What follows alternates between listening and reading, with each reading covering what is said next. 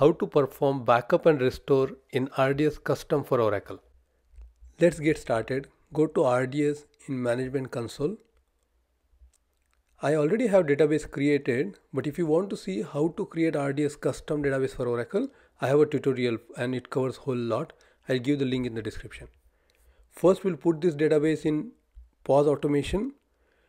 And what that does is it pauses the automation based on the time you gave there, and it's in minutes. So 240 minutes I have given as a pause automation. You can do it up to 1 hour or up to your maintenance window. If you have 5 hours for maintenance window, you can only do up to 5 hours. Okay, so modification is in progress. You can see status in modifying. While it is doing this modification, let's go to the EC2 instance for this particular RDS custom. So this is the instance where RDS custom database is running. So we'll connect to the database using sessions manager, and you don't need to do any setting for this. It is already by default enabled for you. So SSM agent is running on your EC2 server where this database is hosted. So you don't need to especially do anything for this to work. Okay, so you are connected as SSM user, sudo into Oracle. I have EFS mount created on this. If you see, data migration is an EFS mount which I have created for this particular purpose. I'll take the backup of the database there and restore it from the same place. You can even do it to EBS or whatever local store you have attached to the EC2, but like I'm doing it from EFS, and EFS you can share with other servers as well. So I'm just validating database. Database is up and running. You can see it in read write status. Pluggable, it's in mount state, but doesn't matter for our purpose. We don't care about like status of the pluggable database. It's just ORCL database which came by default. So you can see automation paused, and this is status where automation will not kick in. Whatever you are doing on your instance, automation will not kick in. Okay, so RMAN target, you are connecting to RMAN, you are taking the backup of the database. You can use whatever shell script you have for taking the backup. I'm just doing it from the RMAN prompt itself because it's a small size database and it's a demo. But definitely you can automate this. You can run it in NoHub in the background. All this is possible. What you have been doing on like any VM in the past or on EC2 servers if your database is running there. So it's same, right? And that is the point I want to drive in this video. It is very similar to how we used to operate database on any VM. So backup is completed, and we just will go with the next process of like dropping the database and restoring it back. And I have copied backup pieces. You can like in the notepad, but you can just look into list backup in RMAN and then no backup pieces. But later we'll be restoring SP file and control file. So before we proceed, best practice, create P file from SP file. So one thing is we'll use it for mount like no mounting the database. At the same time, we want the backup of our SP file, like so that is something you should definitely do. So take the backup of your SP file, then shut down your instance because you want to open it in the mount stage in restricted mode so we can go ahead and drop the database. So I'm just shutting down the instance, and you can see that this is possible because we are on RDS custom. It's not there on RDS Oracle. Let's start database in restricted mode so we can go ahead and drop it. Drop database. It should be quick, very small database. Okay, database is dropped. So next step, we'll start this instance in no mount stage. We already took the P file backup, so we can use the same P file and start up this instance in no mount. You either can do startup no mount P file equal to and just give the name of our complete path for the P file so it knows which P file to be used, but here I didn't do that, and it expects that P file to be in Oracle Home DBS. It didn't find that P file and in error out. You either do the P file is equal to clause or just copy whatever P file we took in earlier step. So we did create P file from SP file, so that P file is still there. So what we can do is just copy that P file to the right path, which is Oracle Home DBS, and start up no mount. So Oracle knows which P file to look for. Yeah, so it's still reporting error, but this time error is different. It did find out which P file to use, and it was trying to bring up that instance using a P file but still reporting something, right? Because it says that error in identifying a SP file. So somewhere, even though we gave the P file, it's trying to find out SP file. Very likely that there will be SP file parameter in this initialization parameter file, P file, and we'll just check that. So this is by default.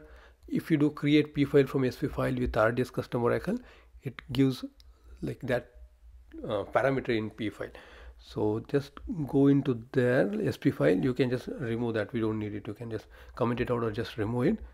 And this time it should work, because the error was very clear that it was looking for SP file. Startup no mount. Okay, so database is in no mount. So let's go with next step, where we'll restore SP file and then control file and database. So restore SP file from, give the backup piece. I have a backup piece name ready, so I can just simply give it. You can find it out in list backup if you want. So SP file restore is done. So you can go and start restoring control file, but before that, just sanity check. Just shut down the database instance, start it up in no mount again, just to validate that whatever SP file you created, it's picking it up and there is no issues with the instance startup. So you can just do that, and then restore control file from backup piece again. Control file is restored. So here you can just mount it now. Alter database mount. Do it from RMAN, do it from SQL Plus, one and the same thing. So now we have done with control file restore. I'm just validating we have backup pieces like list backup data file 1, and it's there in our EFS, and start restore database. As I said earlier, this could be like into your shell scripts. Okay, database restore is completed. We are recovering the database. There is not much activity on this database for sure. Like as this demo database, there was no many archive logs, and but in your case, if you are doing it on real production database or non-prod database, whatever, you will have few archive logs to be applied during recovery. That's it. So alter database, open reset log, and you need to open reset log because you restore it from control file, backup control file. So just validate that everything is good. Just do a couple of log switches so that you know that things are working as expected. You can go into alert log, validate that there are no errors in alert log, all those good things. Like as we already open it with reset log, usually you should just do cross check archive log and delete absolute archive logs and backups and all that, right? Because incarnation changes when you open it in reset logs. So yeah, so that is done, right? We are able to restore database. Now let's go into RDS and remove the pause automation. So just make full automation and continue. That's it. Apply immediately. That is the only option when you are changing or automation, pause, or putting it back to full automation. So yeah, it will take few minutes to come to the available stage, and this is very important step. When you are doing any activity and where you're pausing automation, make sure that you are doing this full automation back, because otherwise your whatever automation RDS custom does for us will not work. Like for example, taking backup of archive logs, making sure your snapshot are taken for the database. You can see that it was backing up. It took a little bit time. I just didn't put that there. I don't want to waste your time, but it takes backup and then your database comes in available state. Make sure you do that, because being your database in available state is critical for RDS custom, for that automation to work. It will back up your archive logs, it will take the snapshot or backup of your database, all those good things, right?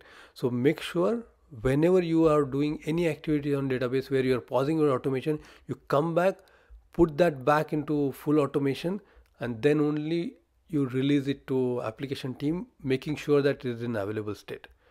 Hope you like this tutorial. Idea was not to show you how to do RMAN backup and restore. I'm sure you know it, and there are ton of material for that. But how to do it in RDS custom for Oracle, how things changes. So that was the idea. I'm trying to bring operational aspect into my videos. I hope you are liking it. Let me know if you have any comments. I will love to hear those. Hope you learned something new today. If so, please like this video, share, leave your comment so that I know this content is helping you. Don't forget to subscribe, and that's now. See you again with yet another exciting tutorial about AWS. Keep learning, keep sharing what you learn, and thanks for watching.